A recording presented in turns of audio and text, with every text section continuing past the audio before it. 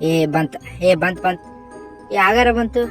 ಅವನವನ್ ಹಾಸ್ಕೊಂಡಿಗಮ್ಮ India ಪತ್ತೇಜ್ದಂಗ ಆಗತ್ ಮರೆ. ಮತ್ ಹೋತ್ ಏನ್ಲೇ ಮಾಡತ್ತಿ? ಸುಮ್ಮನೆ ನೆಟ್ವರ್ಕ್ ಅಂಬದ್ ಬಿಡ್ಕ್ರ ಹೋಗಿಬಿಡ. ಏನ್ ಮಾಮ್ ಸಿಂಗಾಕೈತಿ. ಇಲ್ಲೇ ಸ್ವಲ್ಪ ಹೊರಗೆ ಹೋದ್ರೆ ಬರ್ತೈತಿ, ಒಳಗ್ ಬಂದ್ರ ಹೊಕ್ಕೈತಿ.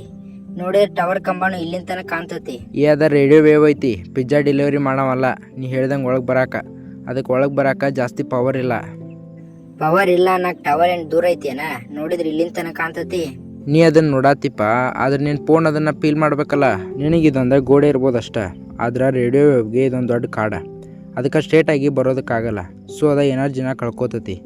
ಒಂದು ರೀತಿ ಗೋಡೆ ಅದನ್ನು ಕುಡಿದು ಬಿಡ್ತತಿ ಅಂತ ಹೇಳ್ಬೋದು. ಆದ್ರೆ ಮನೆಯೊಳಗೆ ಒಂದೊಂದ್ ಕಡೆ ಬರ್ತೈತಿ, ಒಂದೊಂದ್ ಕಡೆ ಬರೋದಿಲ್ಲಲ್ಲ. ಅವಾಗ ಏನಾಕತಿ?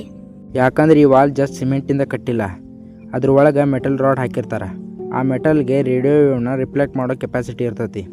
ಅದಕ್ಕೆ ಯಾಕೆ ಒಂದೊಂದ್ ಕಡೆ ಬರಬೇಕು, ಒಂದೊಂದ್ ಕಡೆ ಬರೋದಿಲ್ಲ?